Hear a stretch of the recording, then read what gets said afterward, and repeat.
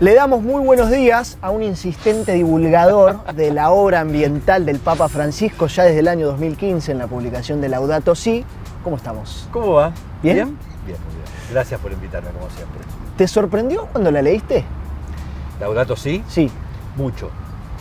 Sí, me sorprendió mucho y me sorprendió mucho muy gratamente. Menos mal, porque si no... Sí, si no estábamos jodidos con esta nota, ¿no? Claro. Aclaremos, aunque quizás no sea imprescindible, que yo no tengo una formación religiosa de ningún tipo, no soy creyente, soy más bien ateo, y por eso probablemente la sorpresa fue aún mayor, porque yo imaginaba que una encíclica de un líder religioso, en este caso del catolicismo, iba a ir por el lado de lo espiritual, por el lado de la construcción de la conciencia particular, de la conciencia individual, del compromiso de cada uno de nosotros frente a determinados hechos. Y por un lado, no fue menor que la primera encíclica que este Papa Francisco divulgó tuviera como tema lo ambiental. Y lo segundo, que fue muy sorpresivo, fue que en vez de ir por el lado espiritual, fue un documento de ecología política. Indiscutible, con una solvencia, una solidez y principalmente con una direccionalidad respecto del diagnóstico que no permite confusión. El Papa dice en la encíclica Laudato Si, sin lugar a dudas, que no se trata de compromisos individuales los que van a salvar al planeta de la catástrofe ambiental, sino de modificar el modelo socioambiental que está vigente. Más claro que eso es difícil. En lo socioambiental el Papa pone en una misma oración, una misma línea, la degradación ambiental, la justicia social, la verdadera justicia social y la pobreza. Y es quizás como nadie que pone a esos tres ítems que van de la mano. Quiero preguntarte qué es lo que más rescatás o lo más destacable de Laudato Si.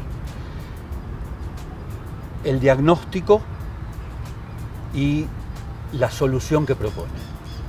Porque propone una solución que parece un poco abstracta, porque va en función de modificar la matriz del sistema en el que estamos inmersos, pero no deja de ser por eso muy eficaz si se pusiera en práctica. El Papa dice: no estamos frente a una crisis social y una crisis ambiental, estamos frente a una crisis socioambiental, con lo cual deja muy establecido que el problema no es simplemente cómo tratamos a los animales o cómo tratamos a las plantas, que el problema es que nuestra estructura social, nuestra estructura política y económica es la que está determinando el vínculo con el ambiente. Y dice algo aún más contundente, dice que esto sí es muy profundo desde lo conceptual. Cuando hablamos de ambiente siempre, y nosotros lo hemos señalado muchas veces, estamos hablando del bien común.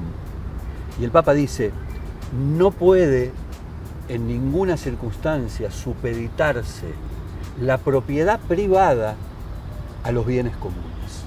Quiere decir que si hay un bien común, y en este caso es el ambiente o el clima, ese bien común tiene que estar por encima de los intereses particulares.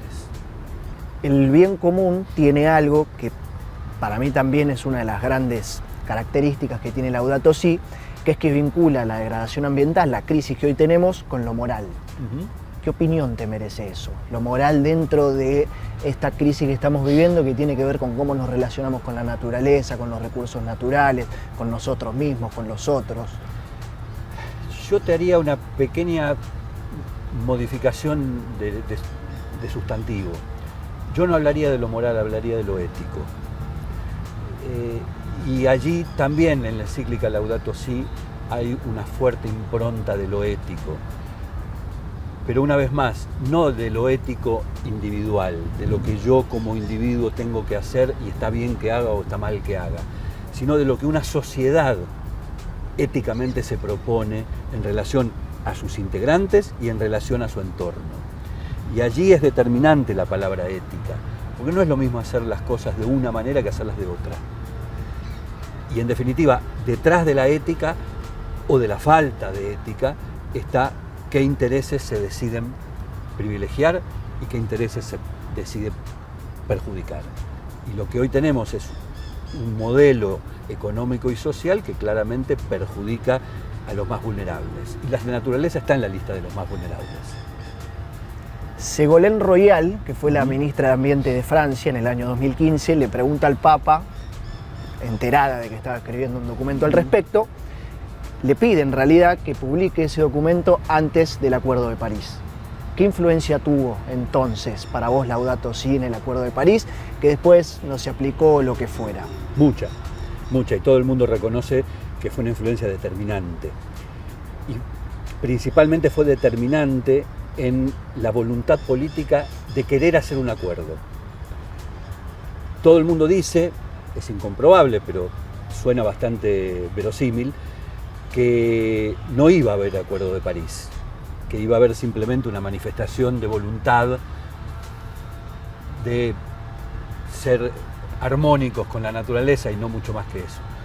Sin embargo, hubo un Acuerdo de París, que después se cumplieron o no, como vos decís, o que no fuera lo suficientemente contundente, es anecdótico, pero está muy claro que la difusión de la encíclica de Laudato Si fue determinante para que ese acuerdo existiera. Y eso habla del ejercicio de poder. Creo que fue un papa que en estos aspectos al menos a mí me da la sensación de que ejerció poder y que un líder de estas características, un líder global de estas características, decida ejercer poder, es un dato que uno no puede soslayar. Después se verá hacia dónde determina ejercer ese poder, pero que claramente lo ejerció, esa fue una muestra. Laudato Si tuvo como un segundo capítulo que fue Laudato Deum, que demostraba de alguna manera lo dinámico que va siendo también la crisis climática y cómo va cambiando y cómo va empeorando con el paso del tiempo. Sí, claro, sin dudas. Es que ese debe haber sido de algún modo la deuda que dejó Laudato Si, no por sí misma, sino porque no logró el Papa, más allá de lo discursivo, de lo conceptual, no logró modificar las cosas, eso está claro. Pero muy probablemente, lo hemos hablado también varias veces, muy probablemente el negacionismo que deviene posteriormente a Laudato Si, solo 10 años después se instala tan fuertemente el negacionismo, está muy relacionado con la falta de resultados concretos. El gran problema es que Laudato Si quede simplemente en el ámbito de la declamación, en el ámbito de un documento potente, un documento, creo yo, a esta altura, de los documentos imprescindibles en la historia del pensamiento vinculado con lo ambiental, pero el gran problema es que quede solamente en la instancia de ser un documento. Hay un concepto que yo siempre rescato de Laudato Si, que para mí es un concepto central, que es, el Papa dice, si llegamos hasta acá en nombre del progreso, hay que redefinir el progreso, porque no puede concebirse en el siglo XXI la idea de progreso con semejante cantidad de pobres, con un deterioro climático y ambiental creciente. Eso no es progreso. ¿Cómo te llevas con la idea de legado? ¿De legado? Ajá. ¿Hay un legado que continuar, que honrar? Sin ninguna duda, sin ninguna duda. Y creo que lo interesante, desconozco si el Papa lo hizo explícitamente o conscientemente, lo interesante es que ese legado de Laudato Si no es un legado que tengan que recoger necesariamente líderes religiosos o espirituales. Por el contrario, es un legado que tienen que recoger líderes políticos, personas que puedan transformar ideas en acciones. El Papa puso en claro las ideas, no estaba dentro de su tablero modificar las cosas, porque no tenía los resortes para hacerlo. Pero sí hay quienes que tienen que hacerlo y tienen que tomar ese legado. Creo que el gran desafío es garantizar que Laudato Si no quede en una biblioteca. Ha sido un gusto. Muchísimas gracias por invitarme, como siempre. ¿Te parece si lo decimos juntos? Por supuesto. Y nosotros, como siempre, Seguimos con más Ambiente y Medio.